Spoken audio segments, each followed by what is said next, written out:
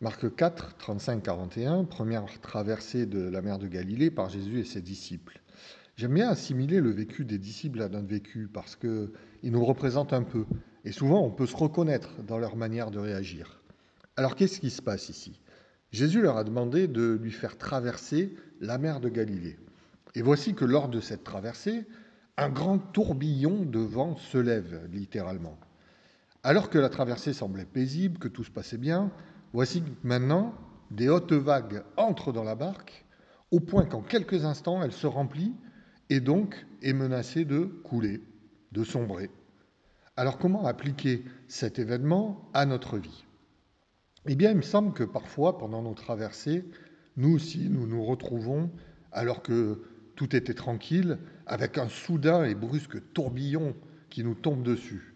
Et ce tourbillon peut parfois être si brusque, si fort, que notre barque, notre vie, semble soudain très lourde, tellement lourde, remplie, qu'on n'arrive plus ou qu'on a l'impression de ne plus arriver à la manœuvrer. Tellement lourde, remplie, qu'on a le sentiment qu'on s'enfonce, qu'on va couler, voire mourir, comme vont le dire les disciples. Et si ce n'est pas mourir physiquement, en tout cas mourir intérieurement. Alors, là où on peut s'identifier aux disciples, c'est que pendant ce temps de trouble, ils ont le sentiment, l'impression que Jésus dort. Autrement dit, que Jésus n'est pas actif, qu'il ne prend pas soin d'eux, qu'il n'est pas là pour les aider dans ce tourbillon. Ça peut nous arriver à nous aussi d'entendre, dans ces moments difficiles que nous pouvons traverser, ce qu'on appelle le silence de Dieu.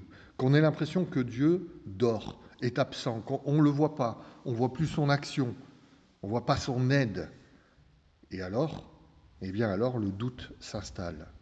Cette histoire est là pour nous rappeler que le Dieu du ciel jamais ne dort ni ne sommeille. Que même lorsque j'ai l'impression qu'il dort, je n'ai pas d'inquiétude à avoir, parce qu'il est avec moi et il agit.